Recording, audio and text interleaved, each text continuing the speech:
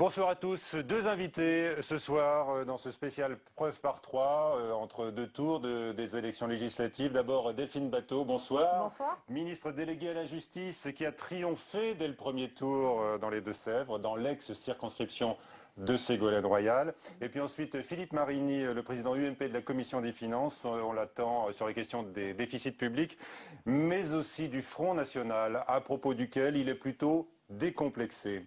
Avec moi ce soir, sujet de bloc de l'agence France Presse, notre partenaire, et puis Perrine Tarnot de Public Sénat, et vous, bien sûr, les téléspectateurs, par le biais de l'application TV Check d'Orange. Delphine Batho, d'abord, Ségolène Royal, donc, on le sait, est en grand danger pour cause de duel fratricide à La Rochelle. Et puis, il y a eu cet incroyable rebondissement, ce tweet qui tue de Valérie Trierweiler.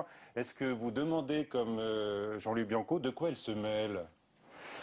Valérie Trierweiler est une femme indépendante, donc sa parole n'est pas celle d'une responsable politique. Elle n'engage ni le président de la République, ni le gouvernement, ni le Parti socialiste. Elle a émis une opinion personnelle qui n'est ni la mienne, ni celle du gouvernement.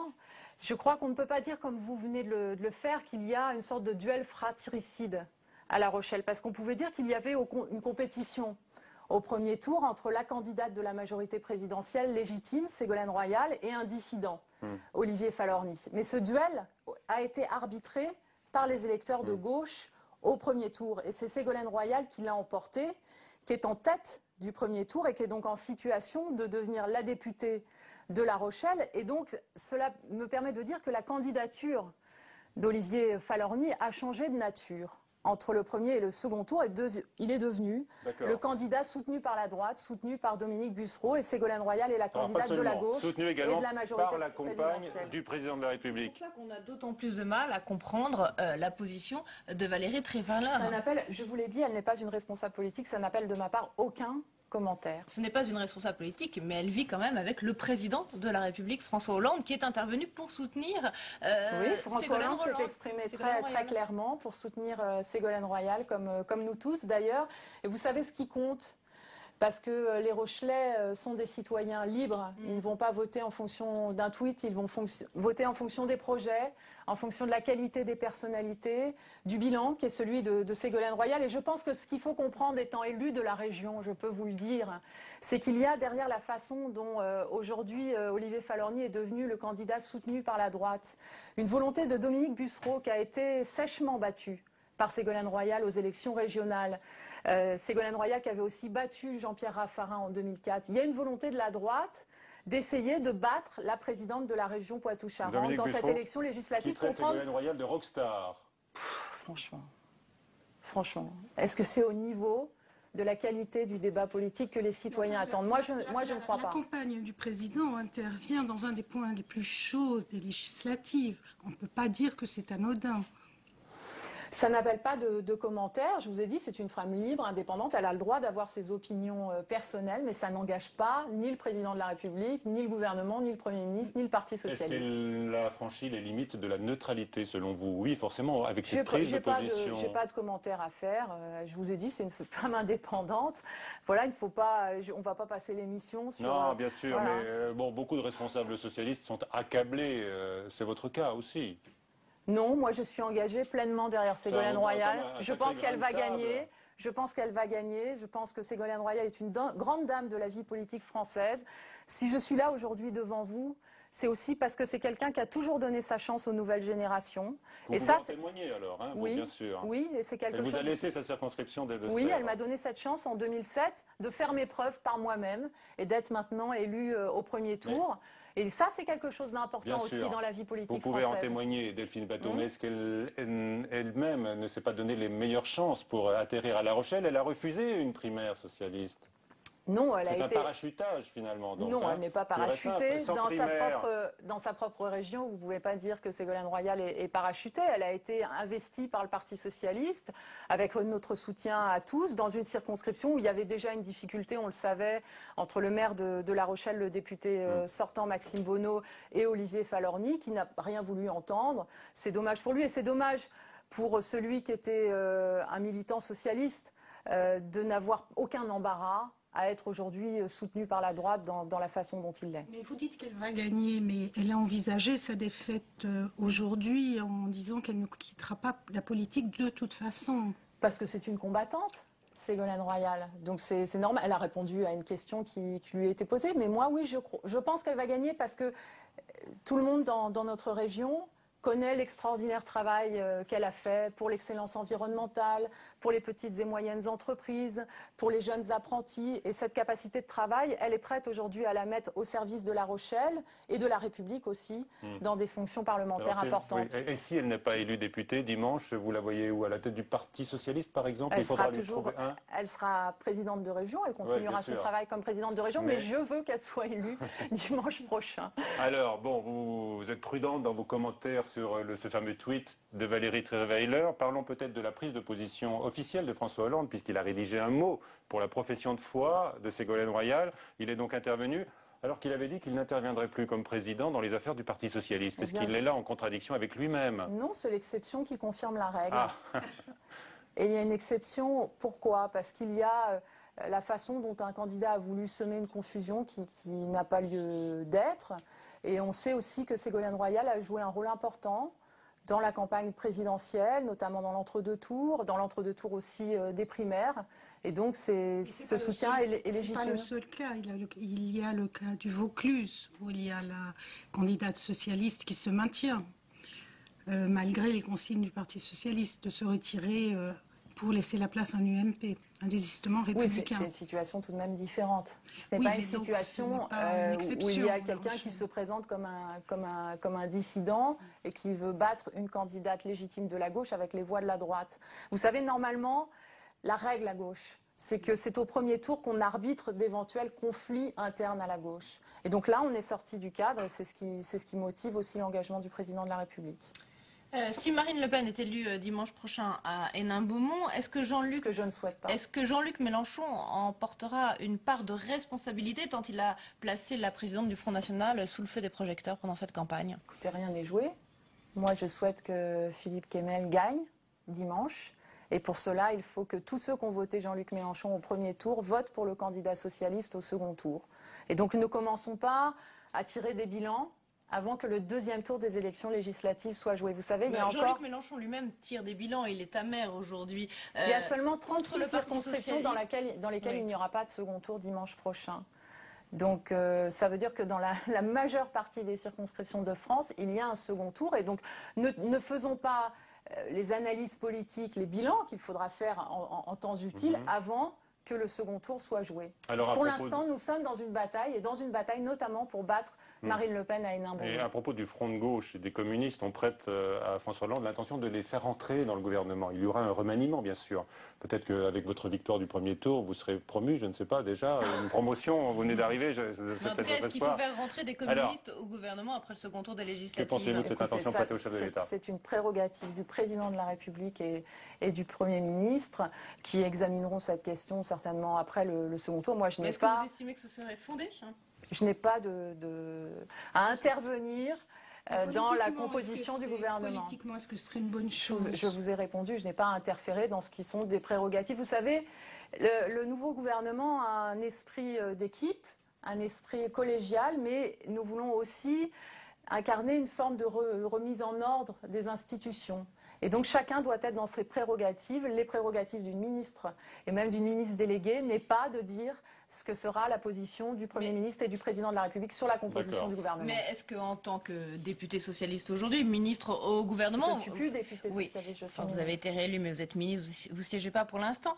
Est-ce que vous êtes inquiète quand même que les alliés du parti... Non, pas pour l'instant, il n'y a aucun cumul entre des fonctions parlementaires et des fonctions ministérielles. C'est l'article 23 de la Constitution. Tout à fait. Vous avez été élu, vous serez sans doute vous siégerez à nouveau après vos fonctions ministérielles. Mais est-ce que vous êtes inquiète aujourd'hui de la situation des alliés traditionnels du Parti socialiste, le Front de gauche, mais aussi les écologistes, qui peut-être n'auront pas de groupe à l'Assemblée nationale? Écoutez, on verra sur la base du résultat des élections. Nous souhaitons une majorité forte, cohérente, solide. Oui, dites-le. Dans la mesure du possible. Plutôt une majorité absolue pour le PS. Une majorité aussi une majorité diverse avec toutes les composantes de la gauche, dans lesquelles nos partenaires... le PS tout seul, ce serait encore mieux. Écoutez, plus il y aura de députés socialistes, plus il y aura de députés de gauche dimanche prochain, mieux nous nous porterons. Pourquoi? Parce que c'est une condition pour pouvoir mettre en œuvre le programme présidentiel sur lequel François Hollande a été élu. Si on veut que la réforme fiscale soit votée, que la loi de programmation pour l'école soit votée, que la réforme bancaire soit votée, il faut une majorité de gauche à l'Assemblée nationale. Que les réformes dans la justice soient votées également, bien évidemment. Oui, bien sûr. Vous êtes proche de Ségolène Royal, vous l'avez rappelé, vous défendez l'ordre juste, vous incarnez un petit peu la sécurité, j'ai envie de dire, un discours un peu musclé. Est-ce que vous êtes totalement à l'aise dans la composition à la chancellerie qui vous fait cohabiter avec Christiane Taubira, qui a été dépeinte par l'UMP comme le symbole du laxisme? Alors non seulement je ne cohabite pas avec Christiane Taubira, mais c'est une femme que j'admire énormément, avec qui nous allons faire un excellent travail. Et même je crois que nous allons faire un tandem d'enfer. Elle est garde des Sceaux. Moi, je suis ministre déléguée auprès d'elle pour veiller sur un certain nombre de prérogatives précises qui concernent les droits des victimes, l'exécution des peines, la promotion des droits. Donc c'est tout le problème de l'efficacité de la justice, le fait que les décisions de justice soient effectivement suivies des faits, qu'elles soient appliquées. C'est ça le travail que je vais effectuer avec Christiane Taubira. Oui, et je veux insister, c'est ce que je vous disais à l'instant, sur l'esprit d'équipe. C'est vrai que dans le précédent gouvernement, avec Nicolas Sarkozy, on voyait les ministres se chamailler entre eux. C'est pas du tout ce qui se passe dans l'équipe de Jean-Marc Ayrault.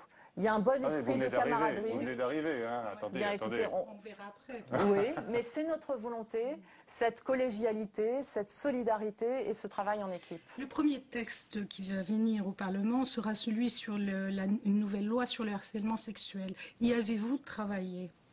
C'est Christiane Taubira et Najat Vallaud-Belkacem qui ont travaillé sur ce texte qui était très attendu puisqu'il y a eu cette décision du Conseil constitutionnel qui aboutit à une situation de vide juridique qui est insupportable pour les victimes de harcèlement sexuel. Et donc moi, dans les prérogatives qui sont les miennes, ce que je veux dire, c'est que le travail du gouvernement et du Parlement, puisque le projet de loi va ensuite être discuté sur un plan parlementaire qui vise à aboutir au vote d'une loi le plus rapidement possible, est indispensable pour que dès le mois de septembre ou à l'automne prochain, une femme qui est victime de harcèlement sexuel sur son lieu de travail, puisse aller porter plainte et puisse obtenir la condamnation de ces comportements. Vous savez, un des problèmes qu'il y a sur le harcèlement sexuel comme sur les agressions sexuelles dans leur ensemble, c'est que de très nombreuses femmes ne portent pas plainte. Et moi, je veux que les victimes aient confiance dans la justice. Il y a 80 condamnations, je crois, par an. C'est oui, assez très peu. Par rapport à la quantité de témoignages que l'on reçoit, que l'on connaît, de ce qui se passe, il ne faut pas généraliser. Justement, mais quand même. Vous êtes en charge du droit des victimes, de la défense des victimes et du droit des victimes. Donc, comment avez-vous participé dans ce texte, puisque c'est un volet essentiel? Là, on peut voir justement votre travail d'équipe avec Madame Taubira, peut-être en pratique. Vous dites que c'est elle qui a préparé le projet. C'est elle qui a mené ce travail. Encore ce soir, il y a d'ailleurs une réunion qu'elle pilote avec Najat Vallaud-Belkacem, avec les associations, puisqu'il y a un certain nombre de remarques qui ont été faites sur le projet de loi. Les associations estiment qu'il y a une usine à gaz, ça va être compliqué. Non, il y a la volonté du gouvernement. Il y a une gradation et c'est pas simple, manifestement. Non, il y a la volonté du gouvernement d'assurer la sécurité juridique, puisque c'est ce qui a été reproché par le Conseil constitutionnel, d'assurer la sécurité juridique de ce dispositif. Mais d'abord, il y a un dialogue qui se poursuit, il y a un texte qui est déposé, il y a le Parlement qui va faire aussi un travail très important, que ce soit au Sénat ou déjà des sénateurs. Cette proposition de loi sénatoriale. Absolument, on travaille sur le sujet. Compte. Évidemment, il y a un débat parlementaire. Vous savez, je parlais de la collégialité, cela vaut aussi pour le respect du Parlement, qui doit être associé pleinement aux réformes. Et c'est ce qu'a indiqué à plusieurs reprises Jean-Marc Ayrault, qui est lui-même, qui a été pendant tant d'années un parlementaire chevronné. Perrine. On peut lire dans Paris Match cette semaine que Nicolas Sarkozy va bénéficier de la protection de 10 policiers pour un coût annuel estimé à 700 000 euros. Est-ce que c'est normal? Vous me l'avez appris avant cette émission. Moi, j'ai aucun commentaire à faire. J'imagine que si c'est le cas, c'est qu'il y a un risque qui a été mesuré. Ça correspond manifestement à une demande qui était satisfaite de l'ancien président de la République. Ça vous paraît beaucoup, consacrer 10 policiers à la sécurité? Je n'ai sécurité pas d'informations ni de commentaires à Que faire sur cette information. pensez-vous de la plainte du père de Mohamed Merah contre l'assaut qui a conduit à la mort de son fils, terroriste meurtrier, comme on le sait? Il avait annoncé cette démarche, l'avait choqué lorsqu'il l'avait fait. Votre sentiment? Mon sentiment, c'est que je crois, pour connaître le travail des policiers, qui est un travail tellement difficile, celui des policiers du RAID, mon sentiment, c'est de leur faire confiance. Mais si la justice est saisie, elle se prononcera évidemment. Bien sûr. Est-ce que vous seriez allé au chevet du jeune de Villiers-le-Bel qui a été renversé le week-end dernier lors d'une collision avec une voiture de police? Le ministre de l'Intérieur s'est rendu au chevet de ce jeune homme. Oui, eh bien, je suis solidaire du ministre de l'Intérieur. Oui, vous comprenez sa démarche? Évidemment. Très bien. Pour revenir un peu sur la justice, est-ce que vous pensez que le nombre de fonctionnaires du ministère de la Justice doit être augmenté? De combien? Eh bien, écoutez, l'engagement qui a été pris par le président de la République, c'est qu'au cours de son quinquennat, 1000 postes seront créés dans la police, la justice et la gendarmerie.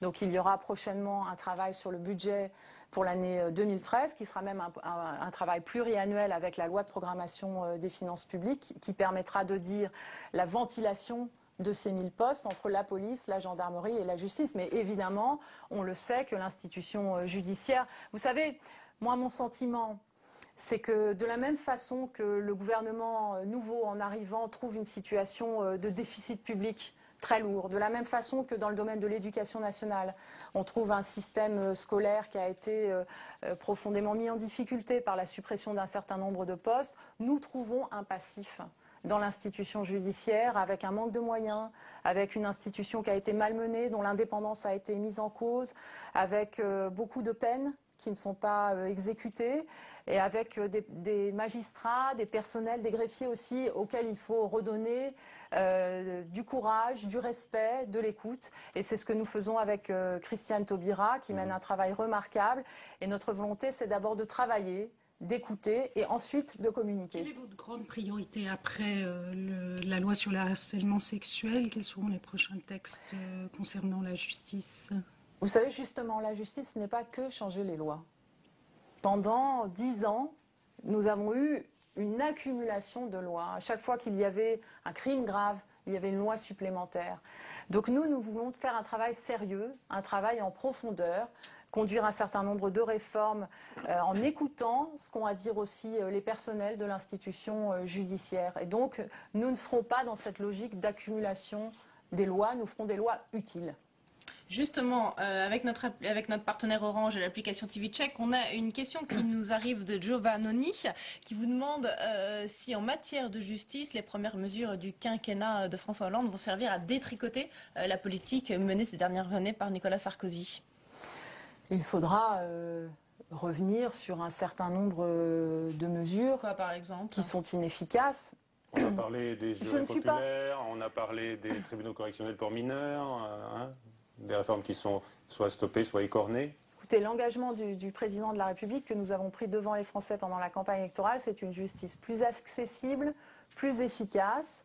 Il y a eu une accumulation de textes, comme je vous le disais, et donc le Parlement sera amené à faire un travail pour évaluer ce qui marche pas et ce qu'il faut supprimer. Allez, vous étiez là d'abord pour parler des législatives, c'est bien cela, Delphine Batho. Alors au nini de l'UMP, répond, on l'a évoqué tout à l'heure avec Suzette, le Front républicain du Parti socialiste, mais donc dans le seul cas où il pourrait être appliqué, face à Marion Le Pen dans le Vaucluse, la candidate socialiste refuse de se retirer. Alors là, vous, dimanche, un cas pratique, dimanche prochain, vous voteriez pour l'UMP dans cette circonscription?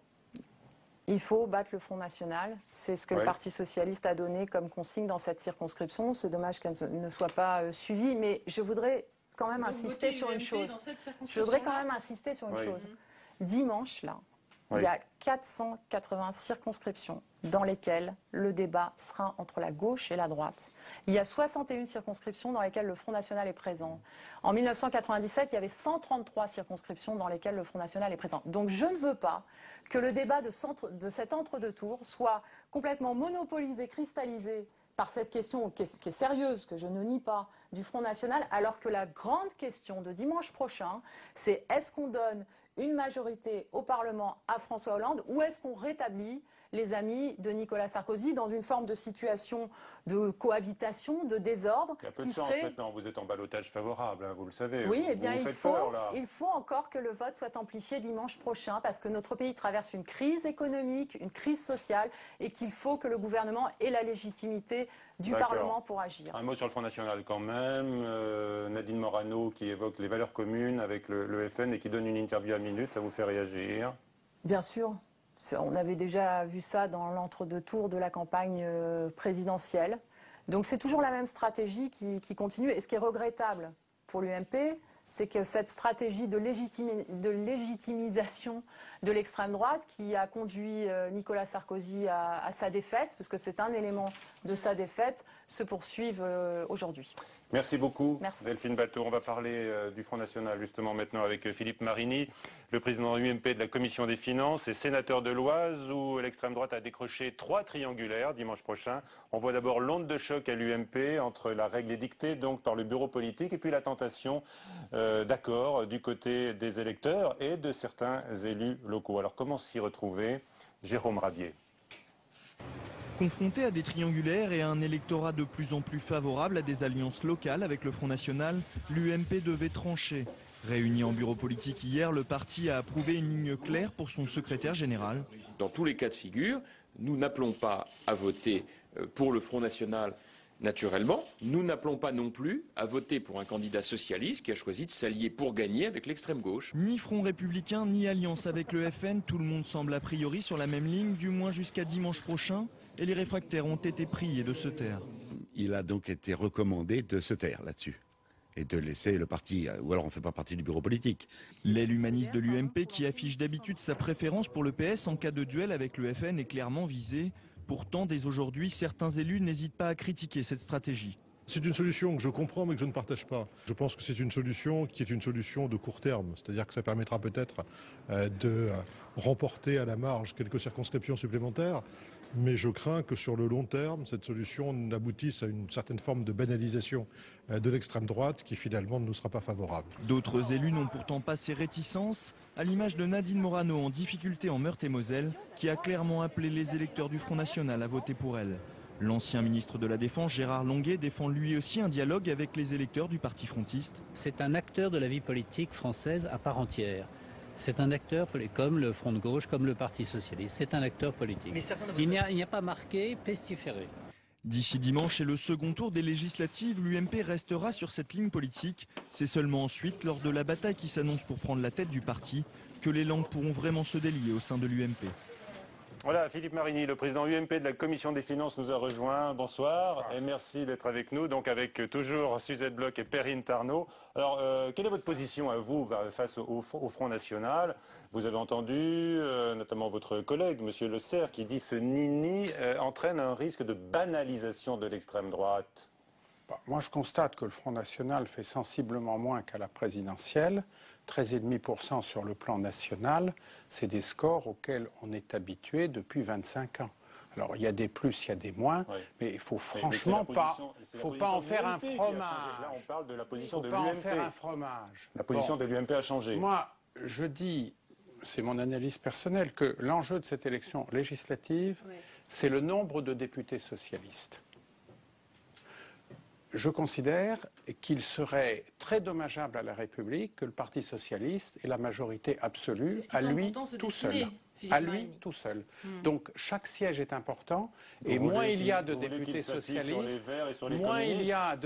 socialistes, et à mon avis, mieux notre pays sera géré et plus on se remettra rapidement les pieds sur terre. M. Chassin qui s'est retiré dans le Vaucluse. Il lui appartient d'apprécier l'état d'esprit de ses électeurs et le climat de sa circonscription. Je suis un décentralisateur et je ne mets pas en doute sa bonne foi et sa bonne volonté. Dans les Bouches-du-Rhône, M. Chassin s'est retiré. Il appelle à faire barrage à Michel Vauzel, qui est aussi le président de la région PACA. Vous faites le même appel que lui? Moi, je ne fais aucun appel. Mais vous comprenez sa position alors? Non, mais je dis simplement que s'il y a quelques députés en nombre très limité du Front National, la République ne va pas être transformée. Et qu'à l'inverse, si le Parti socialiste a vraiment tous les pouvoirs dans cette République, y compris le pouvoir constituant, nous serions en très grave danger. Donc vous estimez que le Front National peut être un contre-pouvoir utile? Non, mais ne me faites pas dire des choses que je n'ai pas dites. Écoutez. Non, mais vous ne me faites pas dire des choses que je n'ai pas dites. C'est ce qu'on a compris. J'estime que l'enjeu, c'est qu'il y ait dimanche prochain le moins possible de députés socialistes. Donc, par exemple, l'élection de Marine Le Pen serait légitime, comme celle de Gilbert Collard. Vous tirez toutes les conclusions que vous voudrez, je vous ai dit ce que j'ai dit.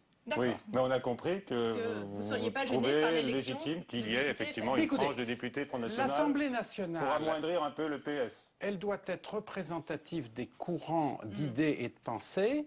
Comme l'a dit très justement Gérard Longuet, les électeurs en question, qui ont été très nombreux au présidentiel, un peu moins aux législatives au premier tour, ne sont pas des pestiférés. Donc vous êtes d'accord avec Gérard Longuet sur ce point? Je suis totalement d'accord avec Gérard Longuet. Vous allez donner une interview à Minute?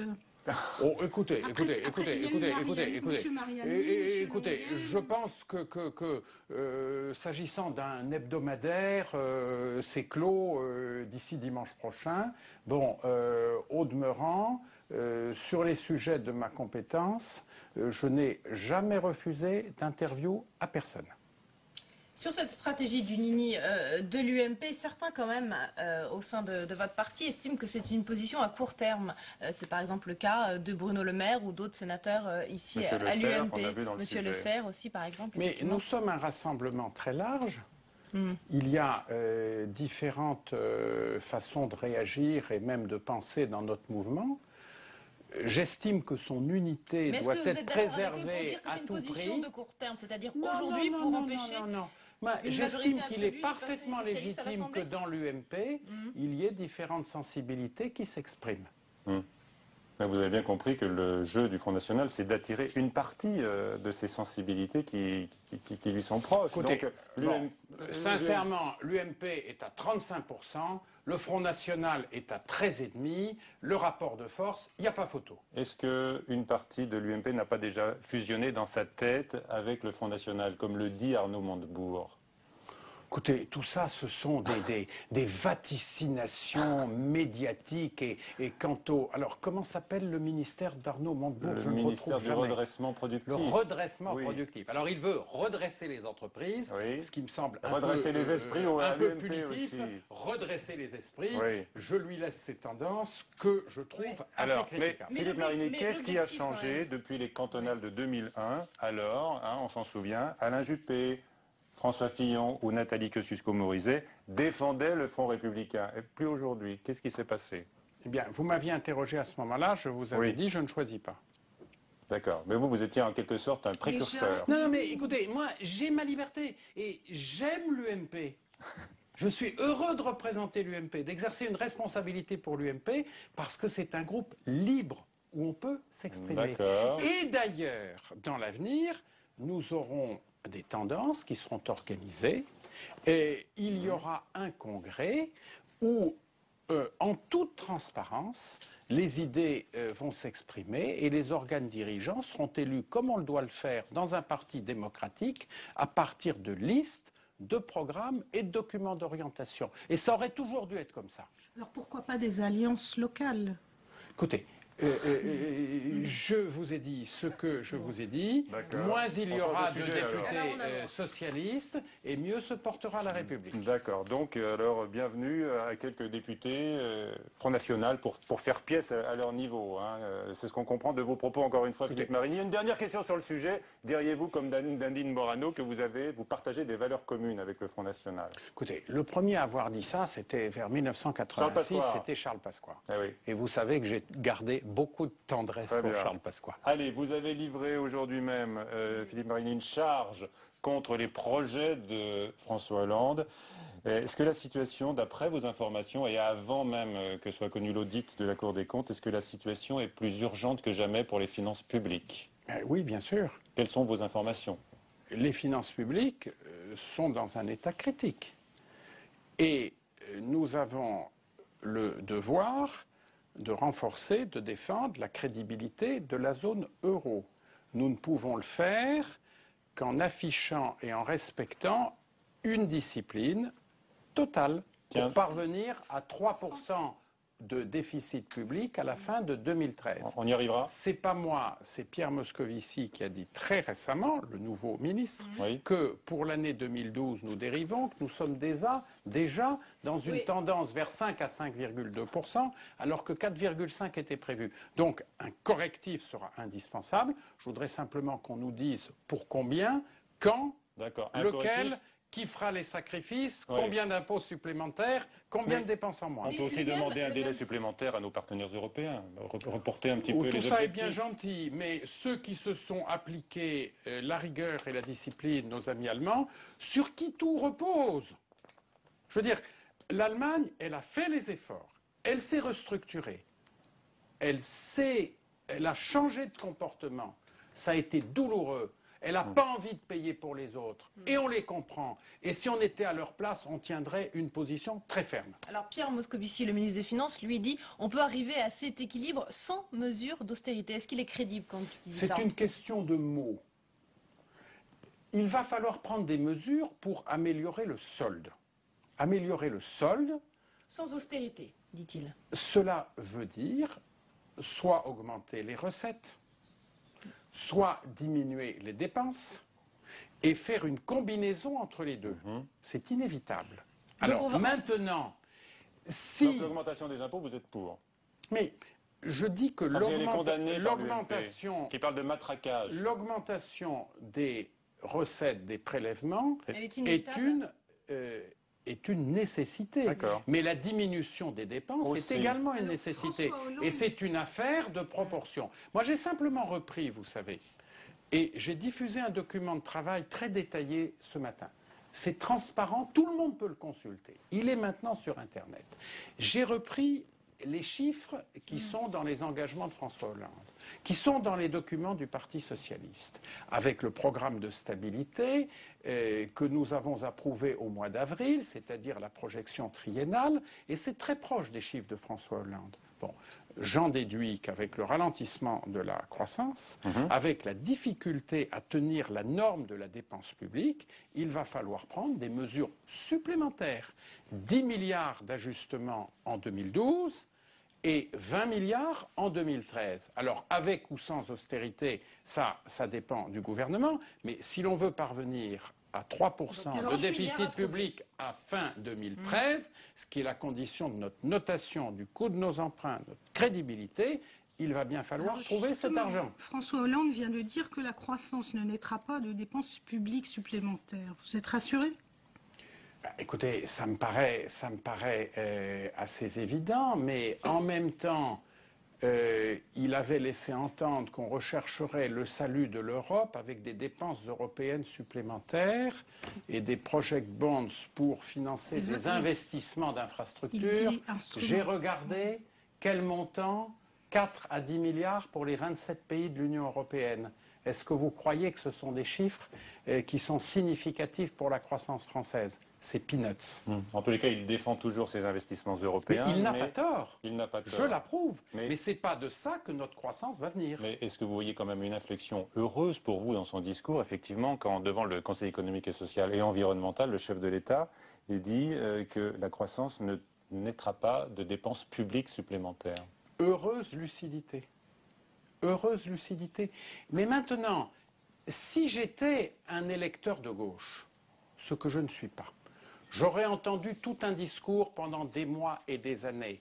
Et puis, au moment où arriveraient les actes de gouvernement, peut-être que je ne m'y retrouverai plus. Parce que l'ajustement de 10 milliards qu'il va falloir faire avant la fin de l'année 2012, pour moi, c'est le même montant que le plan Fillon de septembre 2011. Mais vous l'encouragez, bien sûr, dans cette voie. Mais bien entendu, parce que soit on reste dans l'euro, soit on en sort, et on dit pourquoi faire. Et pour rester dans l'euro, il faut être crédible, défendre notre rating, être sérieux, et par conséquent, aboutir à nos engagements, respecter nos engagements vis-à-vis de nos partenaires et vis-à-vis de ceux qui nous prêtent de l'argent. Alors, vous saluez l'heureuse lucidité du chef de l'État et en même temps vous dites ça va être la gueule de bois pour les électeurs de gauche. Je dis simplement que l'on veuille bien aller au bout de la transparence. On fait voter nos concitoyens dimanche prochain. sans leur dire la vérité. Attendons l'audit. Elle est bien bonne. L'audit a bon dos. Nous avons reçu la Cour des comptes il y a 2 semaines, qui a dressé l'État au 31 décembre 2011. Ce qu'elle nous dira au titre de 2012 a très peu de chances d'être différent. Et nous avons par ailleurs les observations de la Commission européenne qui sont parvenues le 31 mai sur le programme de stabilité que le précédent gouvernement a adressé au mois d'avril. Donc nous avons toutes les informations. Du coup, pour avoir cette transparence, est-ce que vous allez convoquer très rapidement, après le 2e tour des législatives, les ministres des Finances et du Budget devant votre commission ici au Sénat pour avoir des éléments sur la future politique du gouvernement? Mais bien entendu, cela va de soi. C'est déjà prévu. Le 20 juin, la semaine prochaine, nous allons élire un nouveau rapporteur général. On me dit que ce serait mon excellent collègue du Finistère, François Marc. Bon, nous allons naturellement travailler en binôme, puisque la commission des finances est une commission qui a une majorité, une petite majorité, mais une majorité que je respecte. Elle a un rapporteur général, un président. Nous avons une seule et même équipe de collaborateurs. Donc même si nous pensons différemment, nous allons travailler ensemble, comme j'ai eu le plaisir de travailler avec Nicole Bricq. Est-ce que vous avez déjà des éléments du collectif budgétaire du juillet? Malheureusement pas. Rien du tout. Je ne sais pas quels sont les contours du collectif.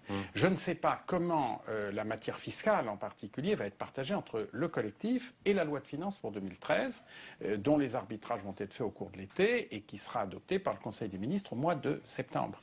Et il y a beaucoup de questions qui se posent dans tous les domaines fiscaux. Fiscalité des entreprises, fiscalité de l'épargne, fiscalité des personnes, fiscalité du patrimoine. Qu'est-ce qui va être dans le collectif? Qu'est-ce qui va être dans la loi de finances?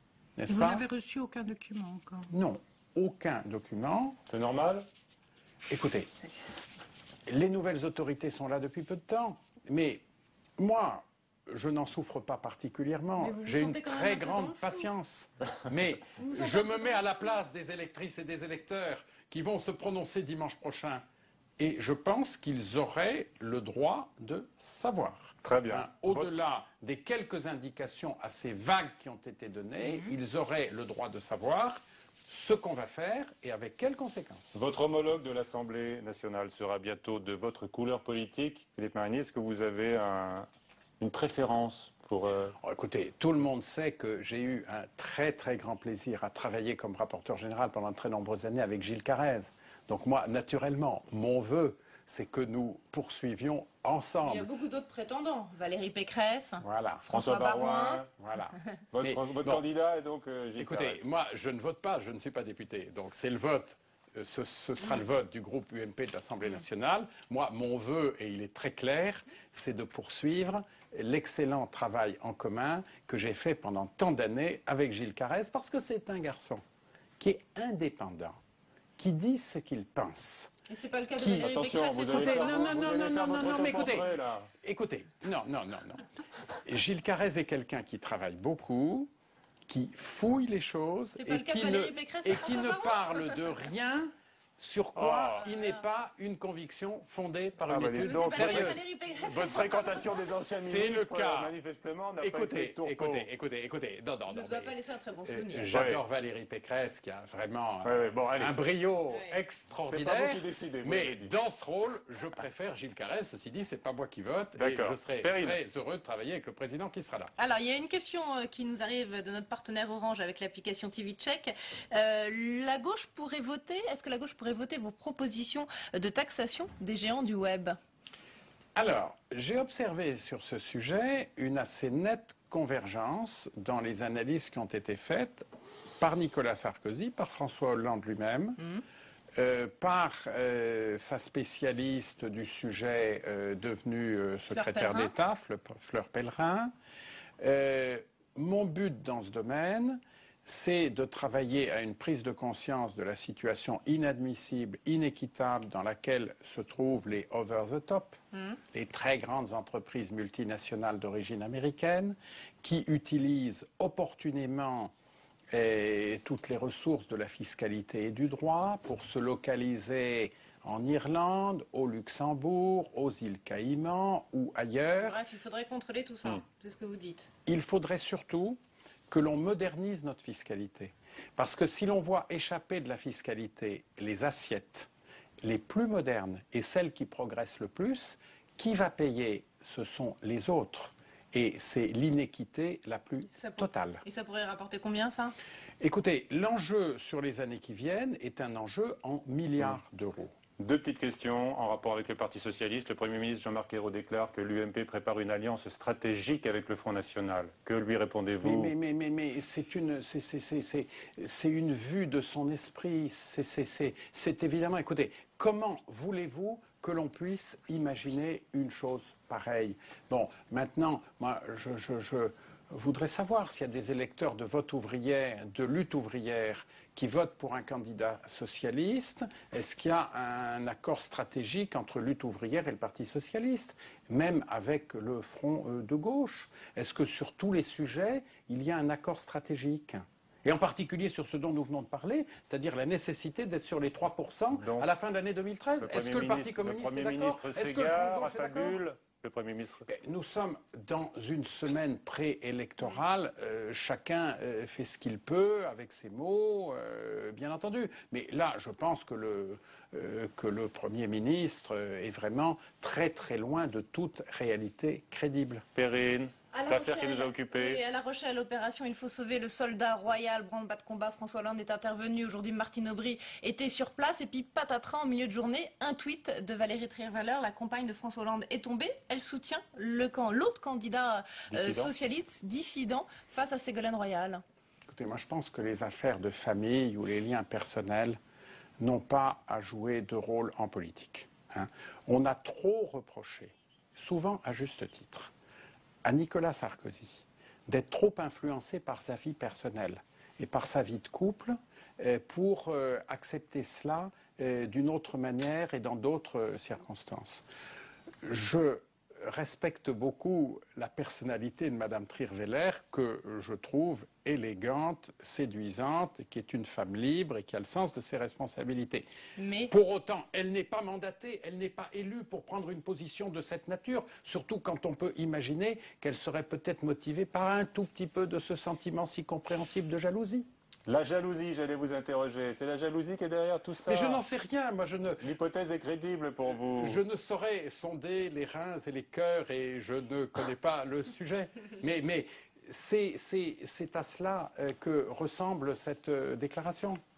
Merci. Merci. Et c'est regrettable. Merci à vous, Philippe Marigny, d'être venu ce soir dans Preuve par 3. Merci. Bonsoir à tous. À très vite.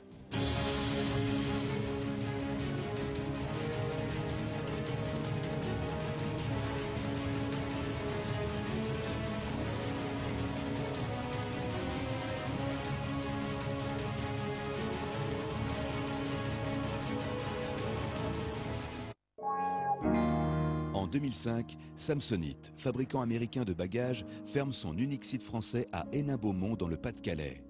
L'usine, reprise par un constructeur de panneaux solaires, dépose le bilan 18 mois plus tard. Les salariés, licenciés sans indemnité, dénoncent une machination juridico-financière. Pas un seul panneau solaire qui a été fabriqué sur le site d'Hénin-Beaumont. Pas un seul. Donc c'était des panneaux solaires qui étaient importés d'Allemagne pour faire croire au personnel qu'on pourrait en faire. Mais c'est pas vrai. Liquidation totale ou la longue bataille judiciaire de salariés contre un géant industriel, un documentaire d'Hélène Desplanques, samedi à 22 h sur Public Sénat, suivi d'un débat animé par Élise Lucet.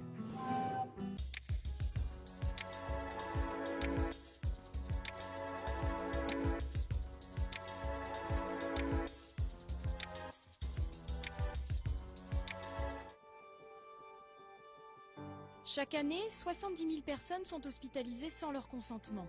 Alors que la loi qui encadre ces hospitalisations vient d'être réformée, la réalisatrice Lorraine de Bézieux a enquêté sur le monde de la psychiatrie. J'avais envie de parler d'un sujet qui me semble encore très tabou.